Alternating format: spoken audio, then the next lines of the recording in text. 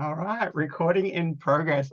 So there we go. We are recording. So let me go ahead and open up the chat so that I can see your questions.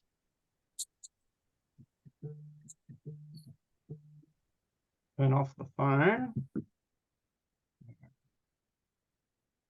All right. Cool. Good to see you, Laura. Laura's here. Cool. Dixie's here. Fiona's. You found it. Good, Fiona. Sorry, the link was missing. So good. James is here. Great. So awesome. Let's go ahead and dive in.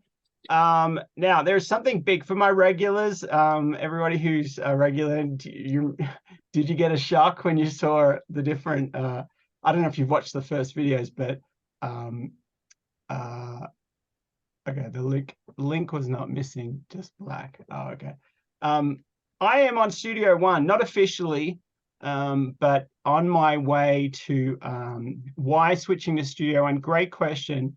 Well, Pro Tools, I bought a perpetual license, and I'm kind of a little bit not against the subscription thing, but it's just like everything's a subscription thing. So I was like, oh, I don't know if I originally paid the full price for it, Pro Tools. So I was like, cool, I paid, I think it was like $500-600, I think, years ago, and I bought the big package, and so then then now they're switching to a subscription, but it's like, I bought it, I already have it. Why do now I have to pay for it again? And you guys are probably many of you guys are in the same boat, and so my subscription, I finally kick into the full price one because they kind of give you a kind of a year where it's like join the subscription, you get your first year free, and then the next year is a half price thing, whatever. And so anyway, I'm like, I don't know about that. And I have heard that there's a lot better other programs out there than Pro Tools. Pro Tools just is kind of like the stock standard one.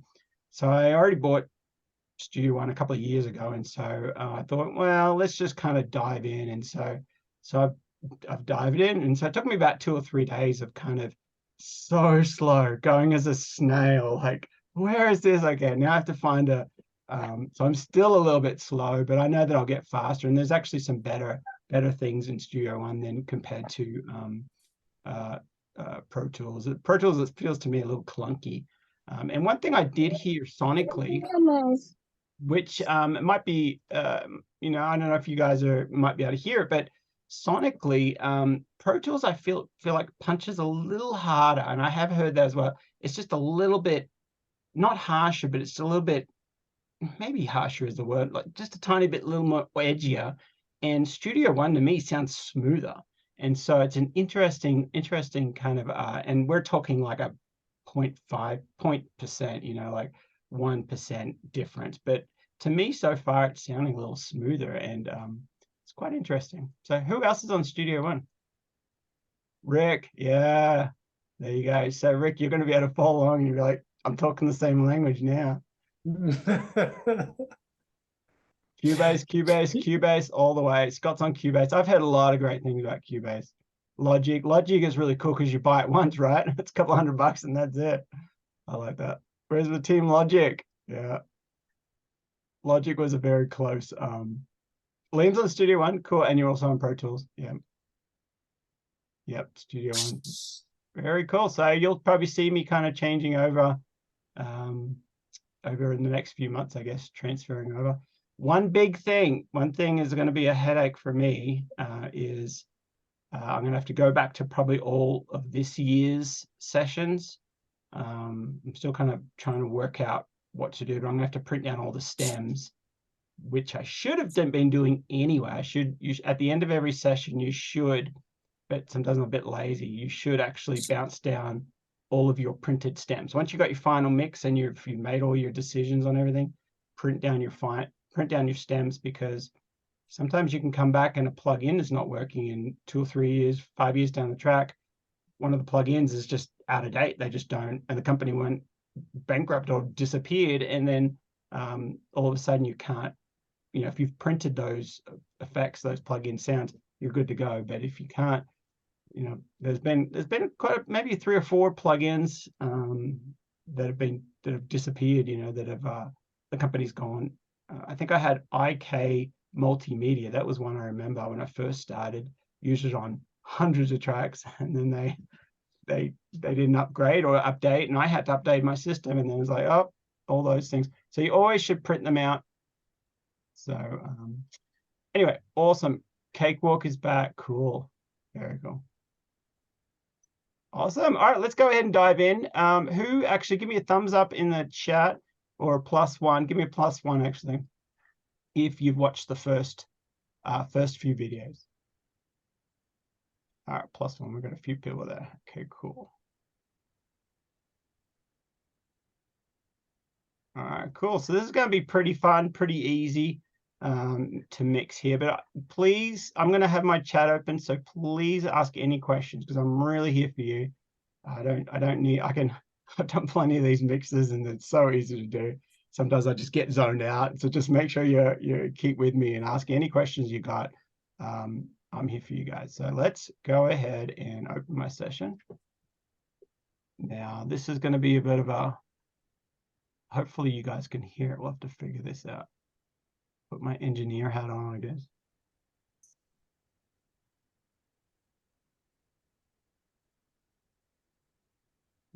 But now, let me share my screen.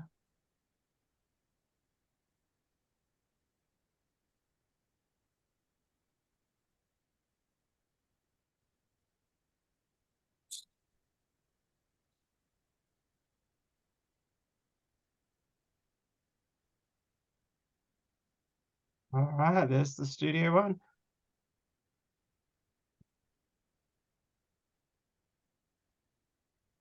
All right, so now the big question is, can you guys hear this? I got a feeling you're not going to be able to hear it yet.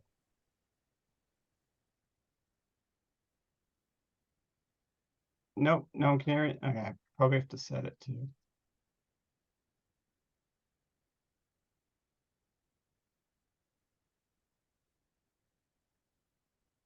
Set it up for Zoom.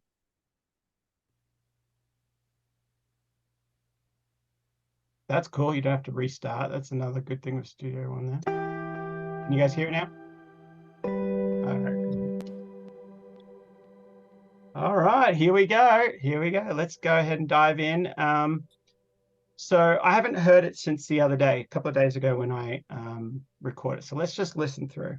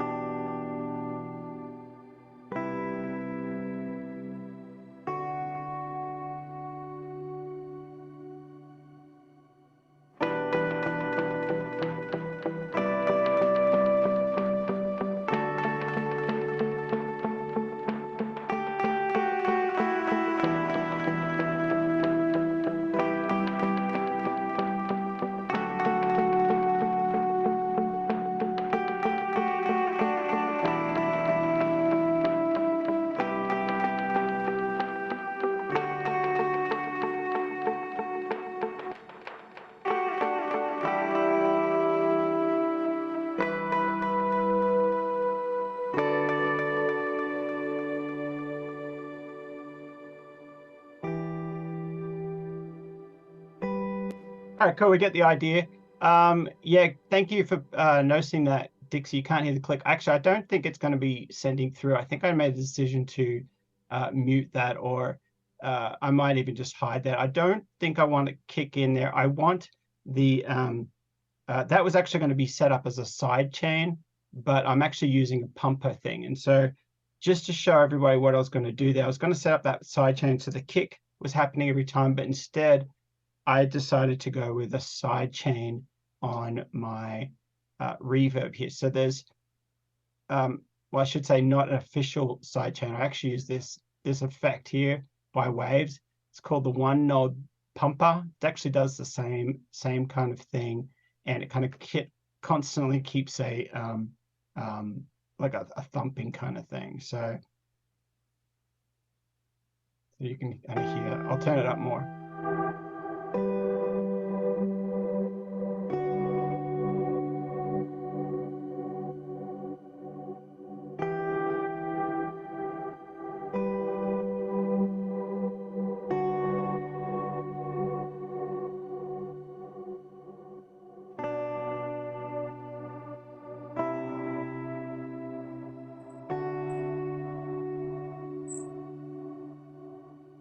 So I want that reverb to go a little bit longer. That's one of the first things I'm hearing. It kind of, the end of each note, it kind of fades down as I've got those fades on it, but I want it to kind of keep going through that and trigger that reverb that goes a lot longer. So let's go ahead and make sure those are sent to the reverb, and the reverb is going to hold on a little bit longer.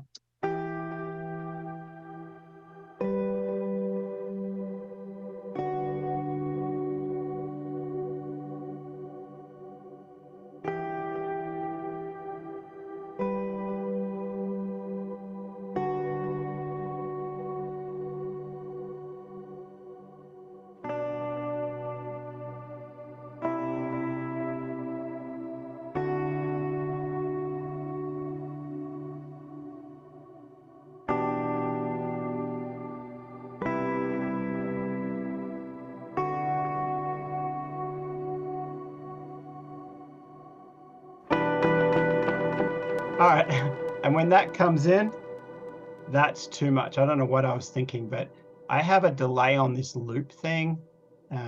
This is like an Easy Drummer loop, kind of I think it's called a trash kit or a twisted kit. And so it's just a different sound. And I've actually got the, this is the EQ. So I've cut out all the lows. It's like I've cut out all the highs. And so I want this loop really affected filter loop. And so let's just solo that. And hearing all that delay, it's too much. So here's the delay here. I had this delay on it, but I'm actually going to mute that.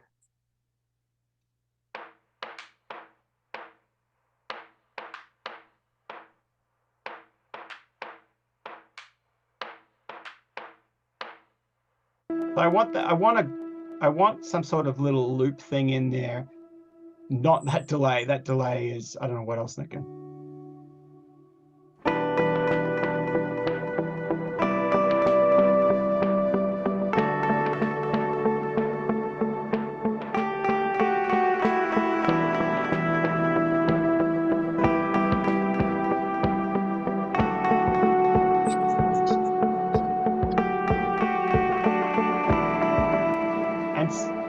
And since there's a lot of low stuff, there's a lot of high stuff happening in all the delays and everything, I'm actually going to put that filter on some of the lower frequencies to kind of hold out that low. That sounded a lot better to me than everything up high. So, let me just make sure everyone's muted so that there's no background noise or anything. If you're not muted, see if you can just go ahead and mute yourself. I think everyone's muted now, but if you're not, go ahead and there we go. So all right, so let's play.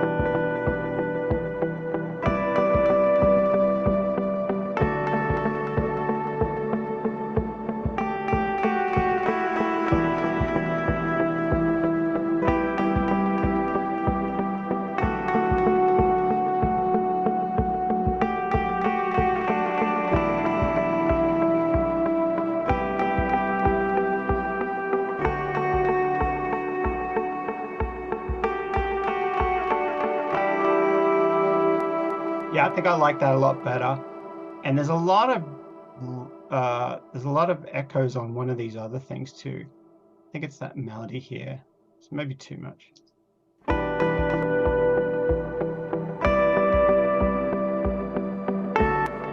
It might be good on maybe quarter notes. Let's have a look. It's on 8, so let's maybe go down to quarter notes. This is that melody, that third or this line here.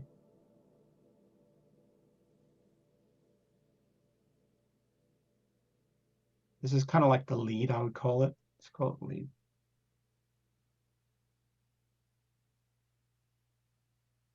And that's being sent to, needs to go to the lead vocal or the lead channel, which let's go find if I have one set up. I don't think I have one set up. Oh, I do.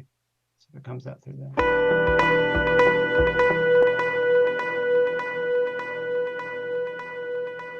And that's too many echoes. Way too many.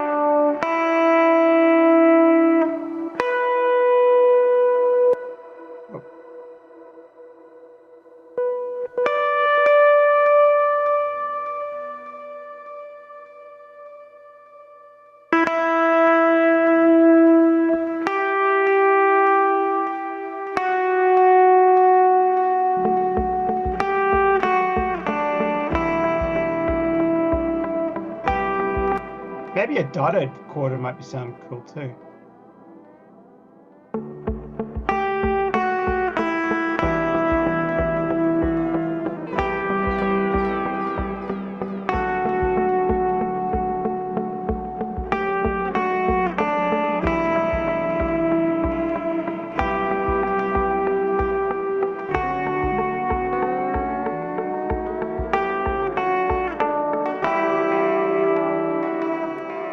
No, too much.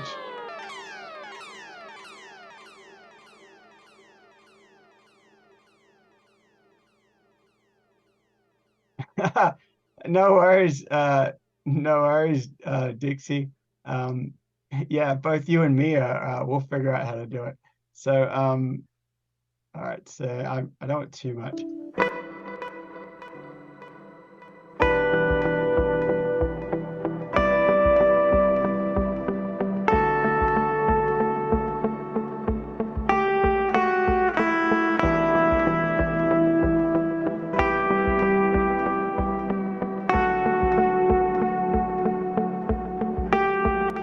Okay, so here's a cool little lesson for anybody who's not sure. The delay just wasn't working for me. It was something was weird. It just wasn't quite going right. And I looked at the beats per minute, and it says 94 down here, and I had it on 100 for some reason.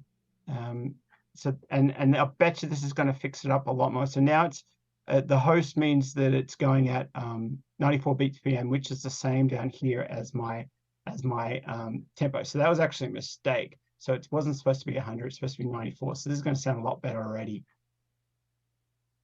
I wonder if I have some of the others set at 100 as well.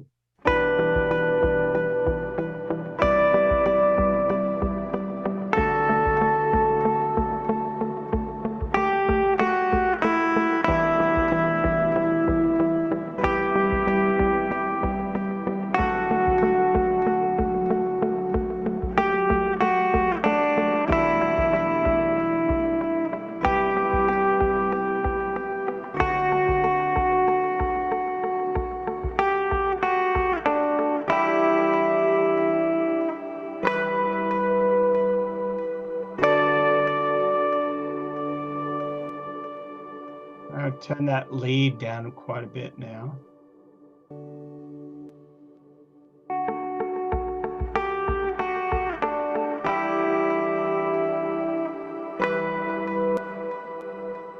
And it sounds a little de-eyed. I prefer the reamp on. It's a little bit noisier, but I prefer it. It sounds more like an electric guitar amp.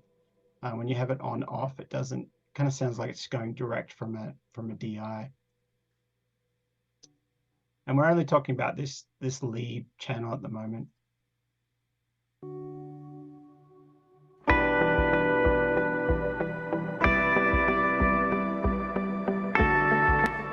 All right, I'm just going to EQ it a little bit. I wanted it a little bit warmer. I wanted it to be a little bit warmer.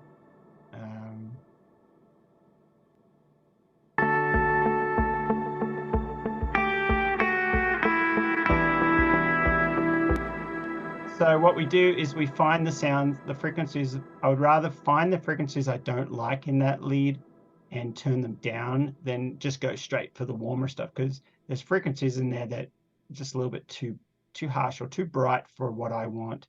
I'm guessing it's probably around that 3K mark. Let's see what it is.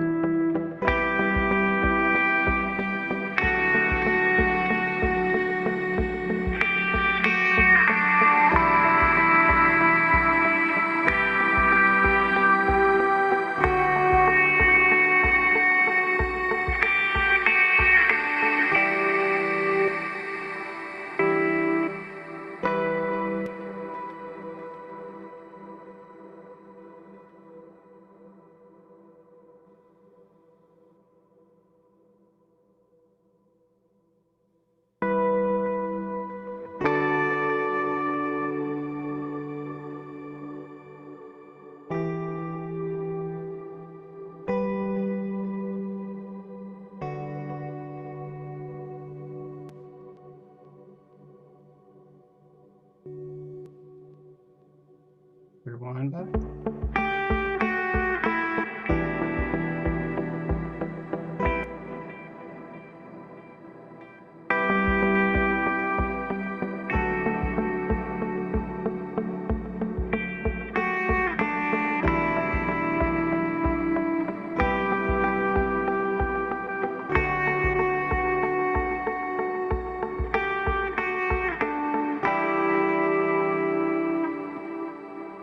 Now we're going to boost up some of that frequency I do like.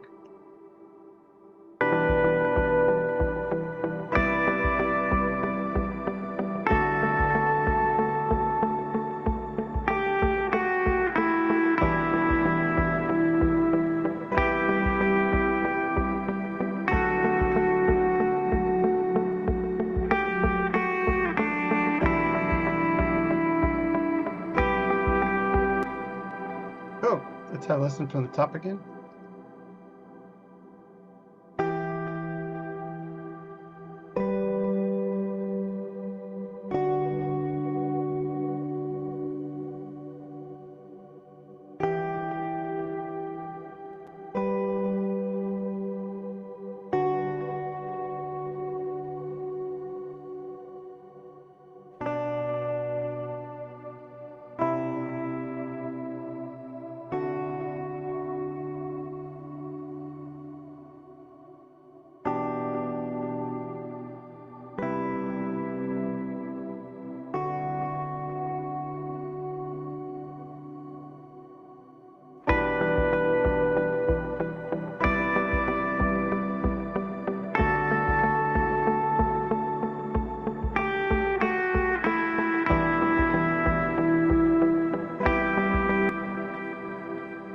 Oh yeah, thanks, Liam. Yeah, it definitely is nice. And those reverbs are really cool. Those reverbs, just adding all that extra stuff. The shimmer is going. For anybody who doesn't know what I've got here in the reverbs, so just that lead guitar is getting sent to one reverb, which is here, and on that one reverb on the bus, it is the Valhalla Concert Hall Steve Swellstorm, which I've used a few times. That's one of my presets that I kind of go to a lot. And then on that one is the pumper. So it's, as Paul was kind of saying, it's a bit of a shortcut, but it works really well. It's pretty quick. It's a quick little thing to get the that pumping sound without an actual kick drum playing. It feels like there's movement, which is really cool. And I have that blended down a little bit because the next channel is my real reverb, or the regular reverb, which doesn't have any effect on it other than just the reverb. So on this one, This is just a default setting. One of the main things, I don't want any lows in the reverb. I just want a bit more of the high stuff. So it's going to cut around 8. I could probably even go a little higher. We might play with that. And so then so that's reverb 2. Now delay is the Epic by Chris Lord-Alge, CLA Epic. It's really cool. And this is just a full reset. It just works really well. Sometimes the first setting, the full reset, or even the first I might even play. We'll come back to that. I might even play with it as we go, because we already have some delays happening, but that's ready to go. And then I have the pump, the one knob on that, but I haven't got it working yet. It's bypassed, so there's no light on. So and there's the one knob on the shimmer. That's the third one it's getting sent to. And the shimmer, I think I have my setting on that. Yeah, ambient guitar. That's a setting that I put in. It's the same as Steve's. I just copied the exact same settings, but just saved it under that name there. So that's yeah, so that's all that's happening there, with lots of those extra reverbs and stuff. So so cool. Let's keep going. I might turn down those palm muted guitars a bit.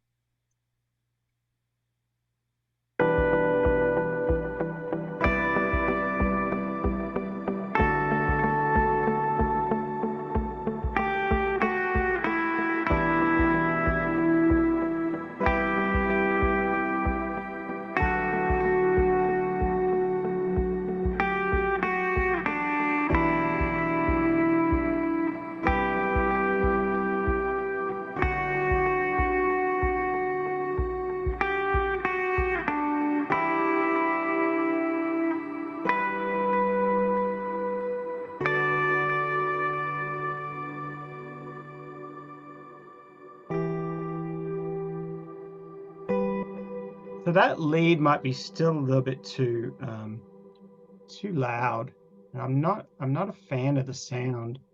Sounds a little bit more. It was on a Telecaster on the bridge pickup, and I can kind of hear it kind of has that attack sound. I'm not a big fan of it, but it's already recorded there, and I don't want to go back and re-record it. So I wonder if I can soften it up a little bit. Let's turn it down just a little bit. So there's the lead. Turn this down just a little bit more.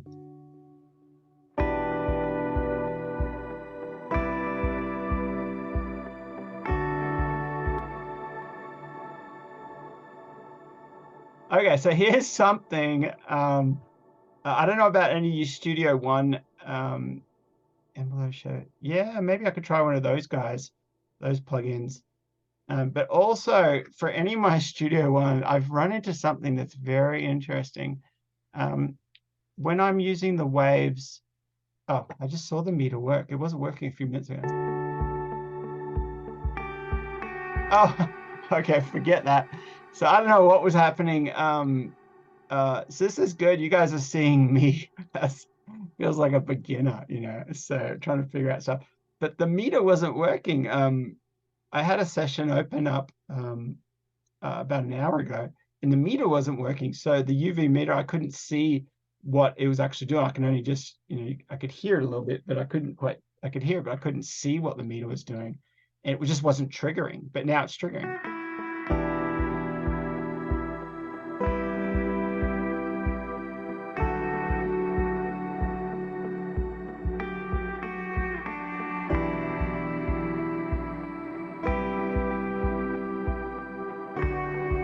So that was interesting. It wasn't working, but and it was probably operator error. That's probably what it was. It's probably my deal. Mr. Greenhorn right here, figuring it out as we go. So let me play with that, with the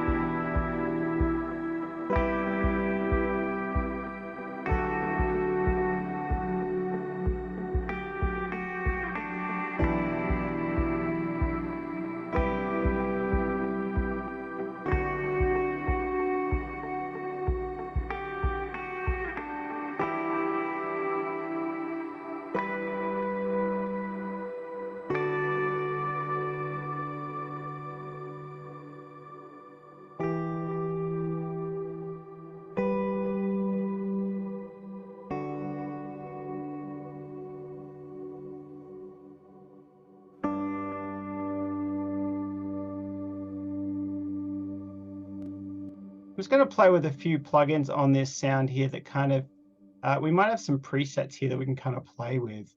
I want to kind of get, I don't know, I'll know it when I hear it. So let's.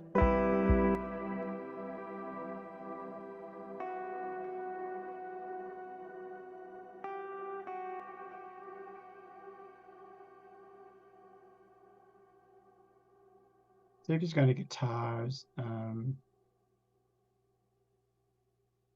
might even be nice to have a vocal on it.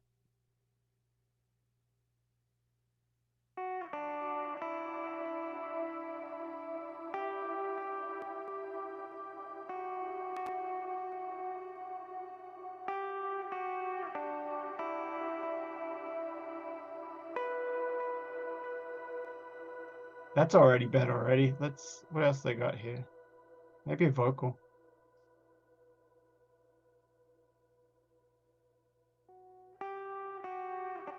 No. Maybe vocal 2.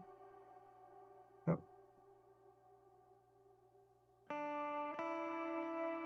That's nice. Let's go back to the other one.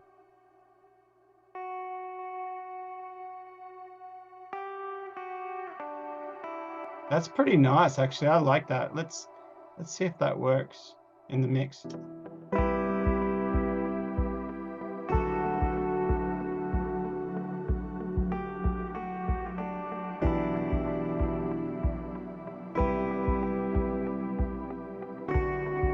That's a little bit too soft there. We can turn it up a little bit more, but that's a little too soft. I want in between. See if we'll go back. Nope. I like that actually a lot.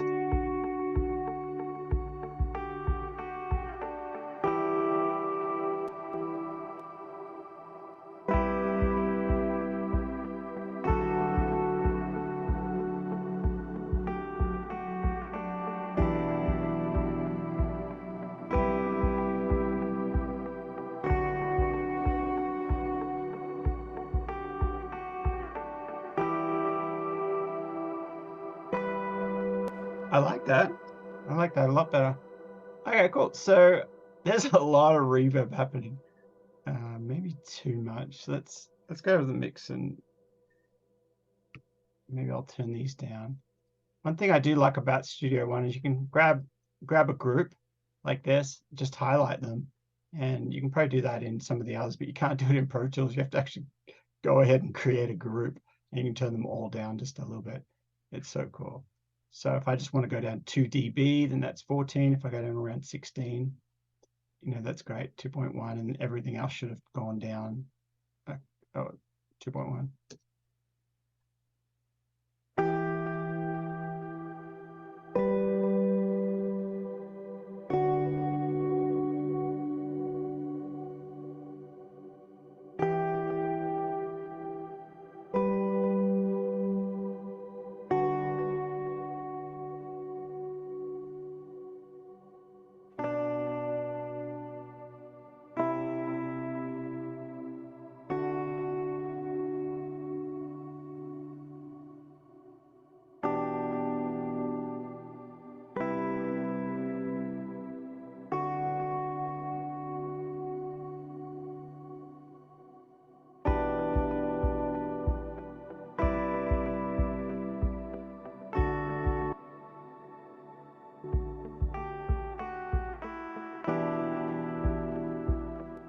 So I like that kick, that thing that's coming in, doom, doom, doom.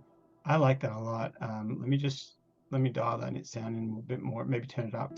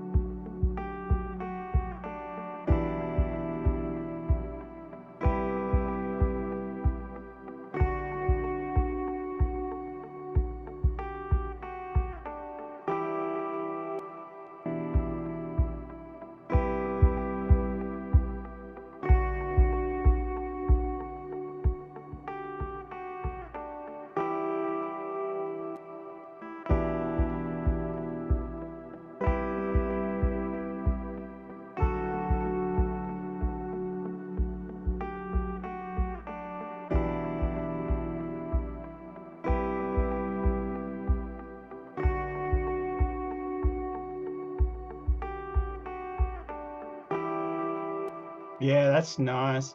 So it's something that you wouldn't really hear as much, but you definitely feel it. And if you look at those frequencies, if some speakers are hit like buds or something, if they might even go down to 50, or and so you mightn't even hear it. But on speakers, you're feeling it the whole time, and then that beat comes in halfway through the song, and now you start to hear it. So you're feeling it the whole time because of this pumper here.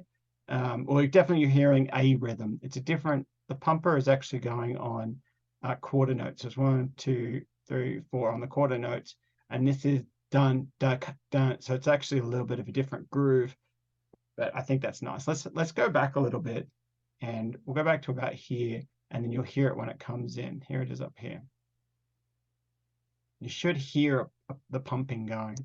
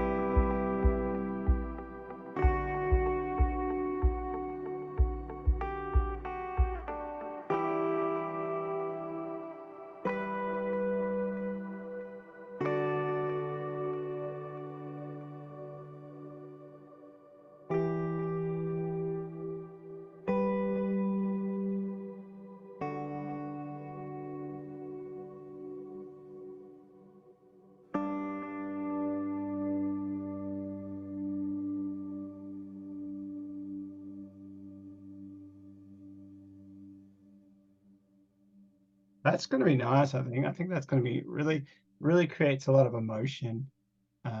Let's have a look at some of our levels now as we're kind of, as I said, it's pretty easy to mix because you don't have as much stuff going on. I might turn those drums down just a little bit more, and so you can just feel a little bit more. But we don't need acoustic guitar or strings. We can get rid of those. Shimmer, delay, drums. We don't need drum squash, so I'm just cleaning things up a bit here. Let drums, electric guitar, lead, and mix and master. So now let's go ahead and we'll start playing with some of our mastering channel. And nothing's really changed for me in the mastering side of things for a little while. I'll just show you what I got here. I got the Pugchild. This is linked together. On this one, I don't do too much tweaking. I've already kind of dialed in like basic settings that I like. I saved it as Steve's start. I don't even want to go up to the -1 of gain reduction. I just want to, you'll just see the meter moving just a little bit. It's a nice little it has a great sound, this one. It just does a tiny little, maybe getting more of a color thing. It's not really working hard. I don't like to work it hard during the master. And then my Bax EQ, I've just cut from 12 hertz out and from 70 out. I bumped up the output each time. Actually, with the Pugchild, is there? Yep. So I've got 1 dB of gain on the output as well. So all these mastering plugins, I bump up the output by about 1 or half a dB just to constantly keep pushing my levels.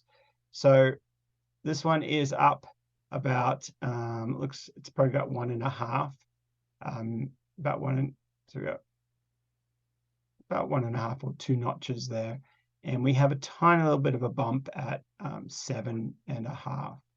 Like I think that's half a dB or about 7.5. There's a tiny little shelf there. Then I go to my Amex. This does more of my MS work, which is the mids and the sides. So I have another setting, Steve Start, which I dialed in, and I haven't changed it much. Just really quickly, I have they have a mono maker, and so anything in this mix that happens, any sound that happens from 146 and below will go out through the middle section, the middle section. So, and this is the mid section as well. So if you want to EQ anything in there, and this is the sides. So, and then I've also got 1.5 dB of output gain to just keep pushing a little bit. They also have this harmonic distortion that I've got a little bit on that, I think. Just a little bit. The mid sides and stereo width, I've just made it a stereo by about like I think it's 11%, somewhere around there. 111. Very small. This one you can really kind of hear it. I really like it. It makes a lot of difference when you dial this one in. And let me go ahead and play it, and I will mute it and then unmute it.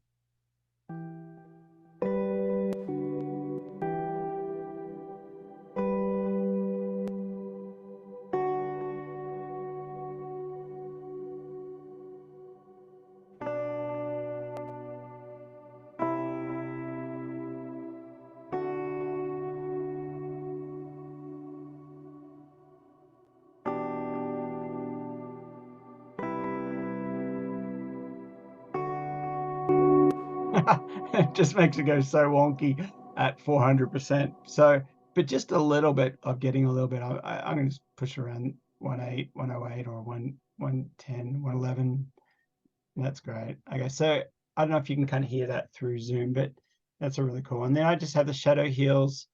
I don't like to do much as well, so you won't see it go past the -1 of gain reduction. You won't see it go higher than that. And then we have our limiter. And on the limiter, we're just going to make sure we get some good level. This won't be working past -3. So that's my magic number for that. So let's go ahead. And before I go through that, I do have this new plugin that I've been working on and playing with a little bit over the last few months.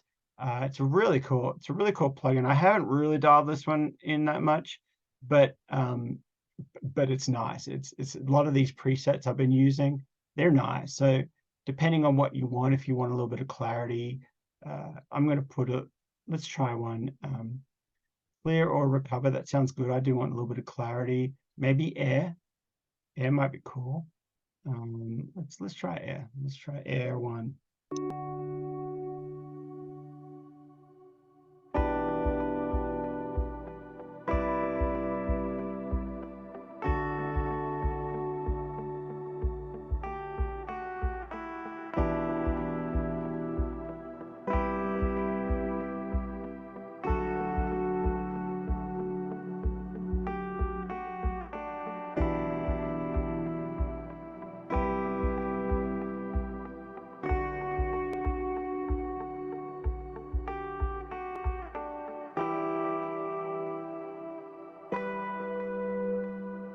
Yeah, it's nice. I'm actually going to turn a little bit of the character up a little bit.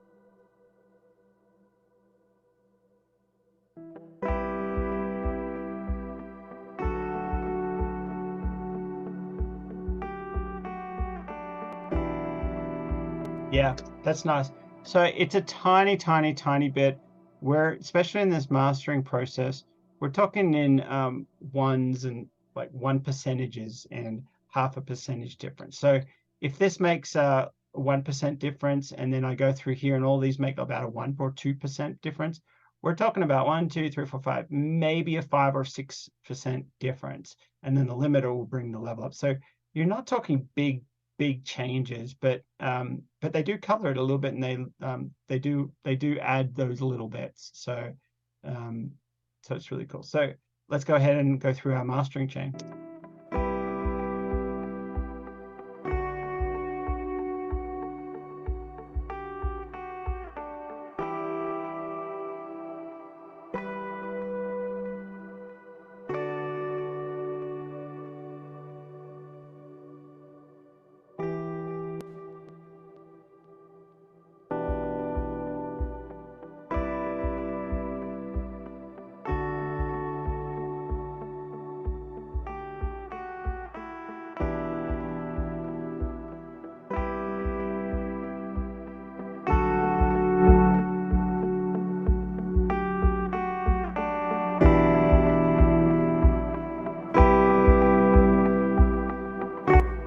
So our levels were really, really, really low. Pulling this down this far is so you might have felt in your speakers right now or your headphones, the volume's going up a lot. We had a big gap there, but that's part of um, um, that's just part of, you know, I'm switching to Studio One, so it's kind of like, oh, I need to make sure that's good levels. After your limiter, you don't use a level meter as, no, I don't do the LUFS or anything like that. I just make sure that we're right up here. And actually in Studio One, I haven't looked at it, I haven't dialed in it too much, but on your master fader, you can actually go in and see the different, you can do all your different lengths. So you can do your RMS, or you can do your Ks, K12, K14. So you can set a few different settings here as well, but I haven't dialed too much in. I just make sure that on my meters over here, on my output of my mastering converter, that I'm right around the 90–95%. And then I'm also listening to the distortion. I'm not, especially with a track like this, I'm not too worried about the level as much because it's going to be a quieter track, but it needs to be up there. But yeah, so that's where I'm looking. So when you see it playing, the meter should be running up around here. And that's why I've also set up my mastering channel not on the main. So this is these are buses here, and it goes all to the mix bus, which is this one, mix bus. And then from the mix bus, goes to the master bus. And so that's where I have all my preset, plugins. And then that just goes. So what you see on this is actually going to be the exact output without any effects on it, nothing. So that's exactly what is my meter. So it's kind of like, I guess that's my meter there. I could put plugins and stuff on it, but I haven't really. I kind of like, I really want to trust my ears on the sounds, because I'm someone who doesn't like it too compressed.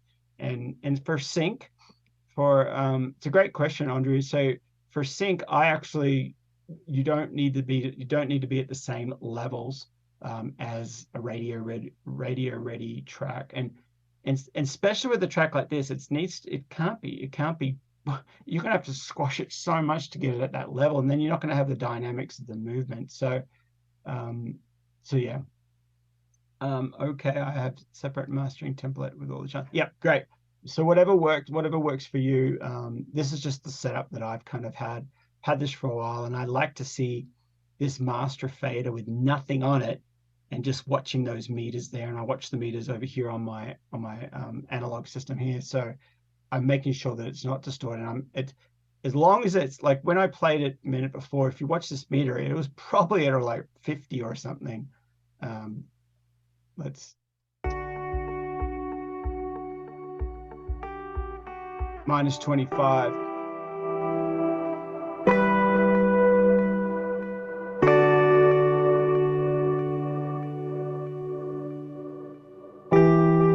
And obviously if I went too much,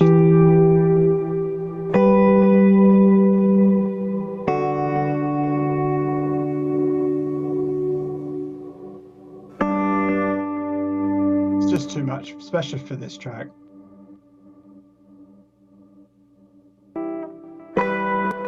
All right, so going through the channels again.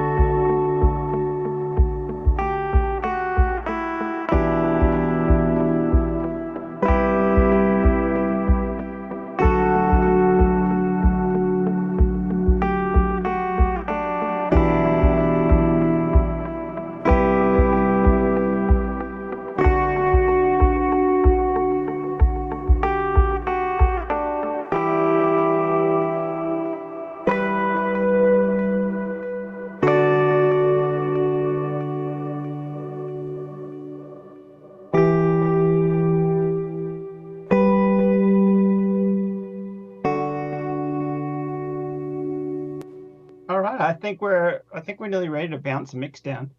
If you might have heard me say this before, but what I usually do is around that hour mark, when I'm mixing and mastering, especially on headphones too, I'll just do a mix down and I'll come back to it. You know, it takes me usually 1, 2, 3 mixes, usually 3 mixes, 2 or 3, to kind of get it right. And so I usually do a mix down, a mastering down, uh, and then I come back to it with fresh ears and listen to the MP3, which is what you end up sending out to a lot of people.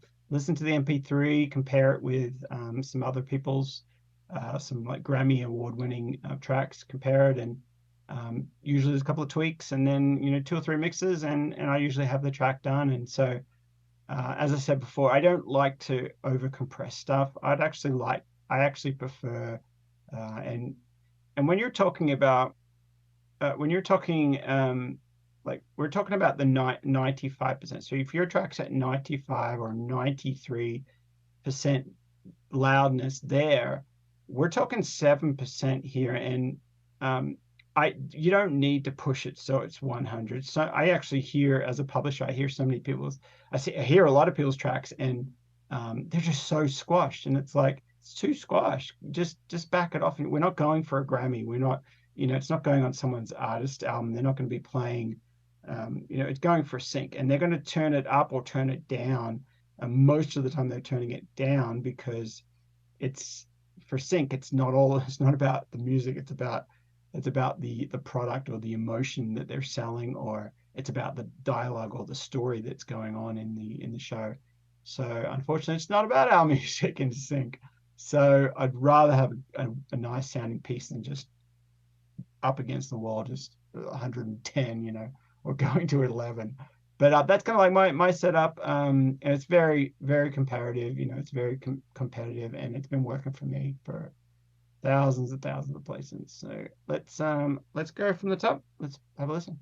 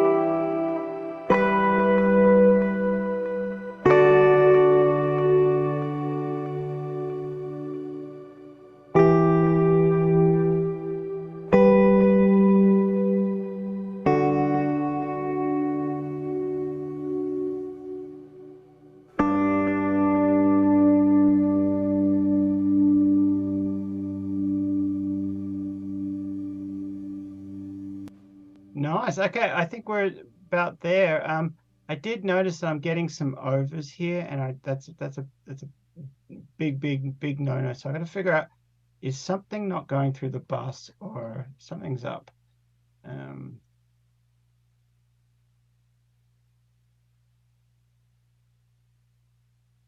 Let's see what it is. So that negative, that's 4. So that, I believe that's over. It's hitting it over, I think. So I think there's a sound that's not going through. Oh, there it is, main. That actually is supposed to go to the mix. That's what it is there. It's not going through I missed that, but I watched it on the end. So that should not come up now when I push play. All right, so that wasn't even going through. So let's turn that down. or it wasn't going through on the main, but not through the mix bus or the mastering chain.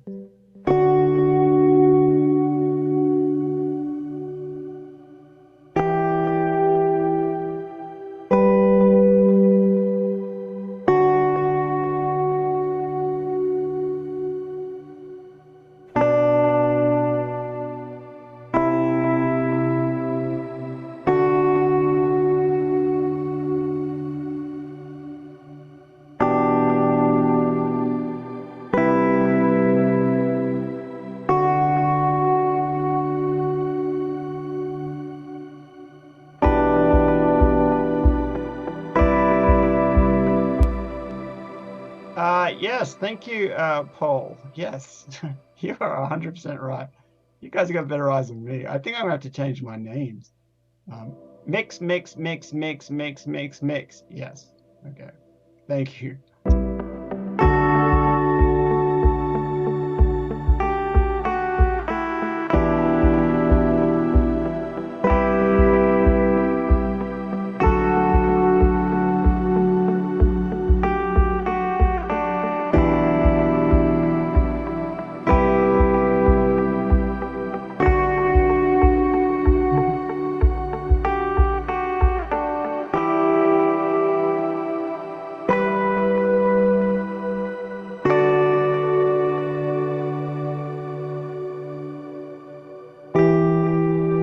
Yeah, that's a lot better. Yeah, exactly, Gary.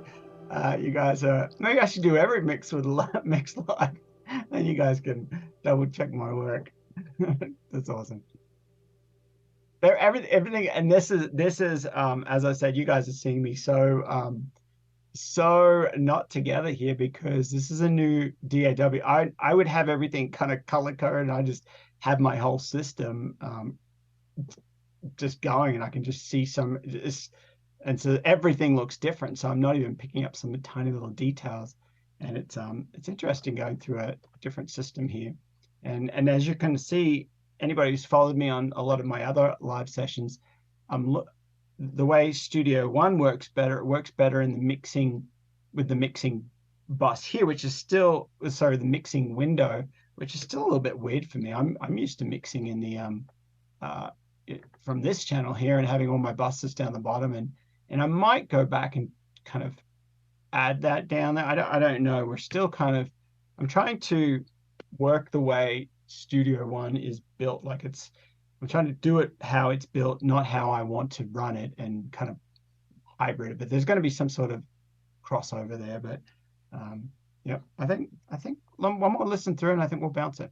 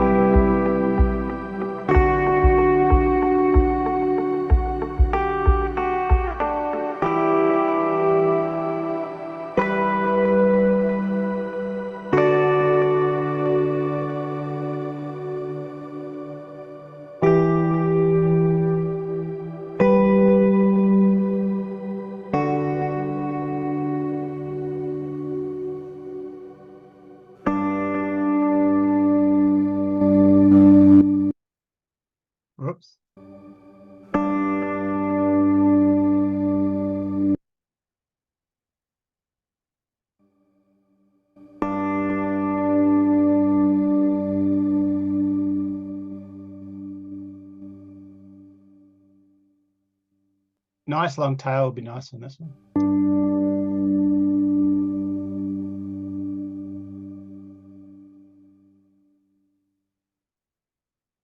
All right, cool. So up here I have to set my markers,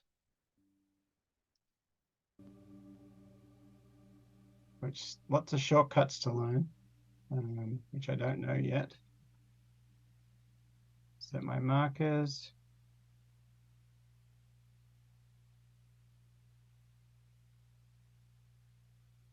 It started a few beats before. I still like to do this because then I can see there's another way to do it. You could actually just set your markers, but this is the way I've kind of been doing it on Pro Tools. Makes sense to me. So then actually I'm going to do a little bit longer. Because it's a slower song, sometimes it's nice to have just an extra second. Yeah, split second.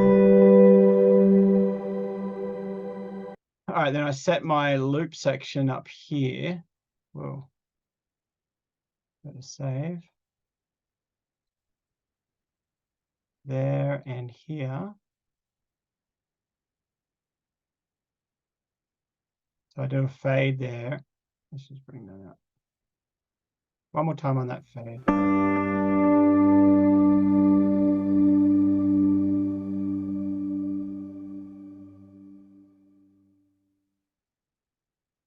Yep, cool. All right, I'm good with that. So let's just do a mix down.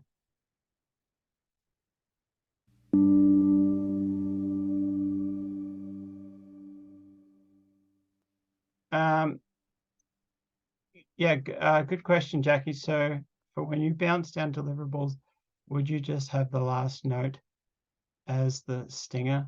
Yes, so with these last ones, the stinger is a bit harder because it's not like da da da da da. There's not as much to it. So yeah, doing that last note or the stinger, I might actually do something from here.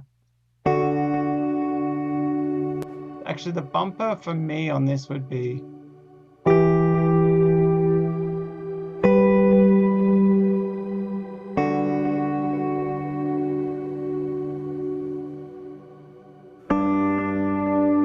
yep. Actually, your the way you're thinking, Jackie. Yep, I think that would be perfect. So the last note would be the stinger, and the bumper would probably be the couple of notes before. So yeah, I think you're right on. I agree. So I think that's the way. All right, let's bounce this sucker down. What are we going to call this? All right, this is where we're like, okay, what are we going to call it? It's supposed to be emotional, minimal emotional. So let's call this little or um, uh, um, something small because it's minimal and emotion deep, like